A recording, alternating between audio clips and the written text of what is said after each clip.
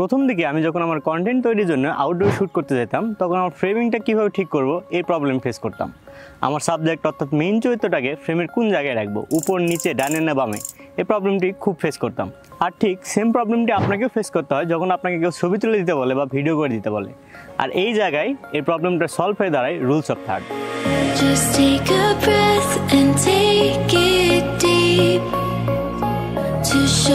নাম শুনে ভয় পাওয়ার কিছু নেই। এই রুলস অফ থার্ড কি, রুলস অফ থার্ড আপনার ভিডিওতে কিভাবে ব্যবহার করবেন, রুলস অফ থার্ড খায় না মাথায় দেয়, এই সব কিছু বুঝিয়ে বলবো ভিডিওর বাকি অংশে। So let us start it. Rules of থার্ডের প্রয়োগ করতে হলে প্রথমে আপনাকে আপনার ফোন বা ক্যামেরার গ্রিড লাইন অপশনটি চালু করে দিতে হবে। তারপরে দেখতে পাবেন দুটি হরাইজন্টাল লাইন এবং দুটি ভার্টিক্যাল লাইন, এবং এদের মাঝে দেখতে পাবেন 4টি সঙ্গস্থল।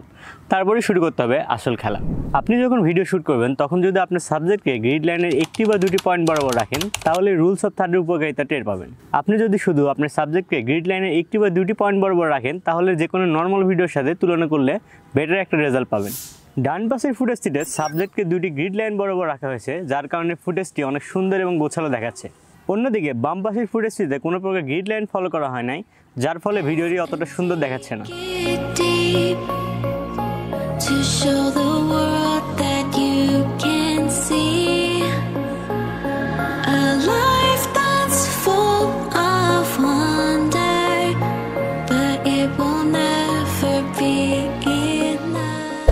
আর এখন আমরা সম্পূর্ণ বিষয়টি বোঝার জন্য দুটি সিনেমাটিক শট দেখব। প্রথমটিতে রুলস অফ থার্ড অর্থাৎ গ্রিড লাইনের ফলো করা হয়েছে, আর অন্যটিতে গ্রিড লাইনের কোনো ফলো করা হয় নাই। চলুন পার্থক্যটি আপনারা নিজেরাই বুঝে নিন।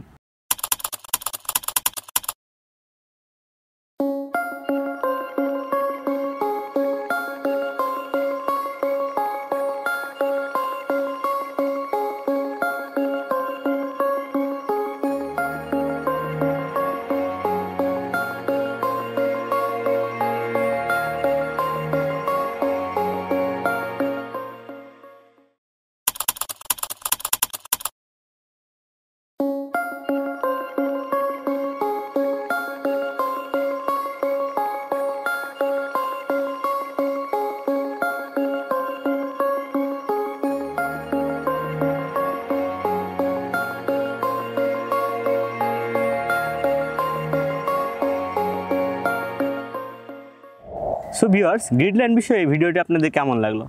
আশা করছি নেক্সট টাইম কখনো ভিডিও করতে গেলে গ্রিড লাইনের ব্যাপারটি আপনার মাথায় রেখে ভিডিও করবেন, যেন আপনাদের ভিডিওটি আরও সুন্দর আসে। আর এই ভিডিওর মতো নিত্য নতুন ভিডিও পেতে চাইলে এবং আপনি যদি সিনেমাটোগ্রাফি অ্যান্ড ফটোগ্রাফির প্রতি ইন্টারেস্টেড হয়ে থাকেন তাহলে আমাদের চ্যানেলটি সাবস্ক্রাইব করে পাশে থাকতে পারেন। So let's jump into cinematic and photogenic world. আল্লাহ হাফেজ।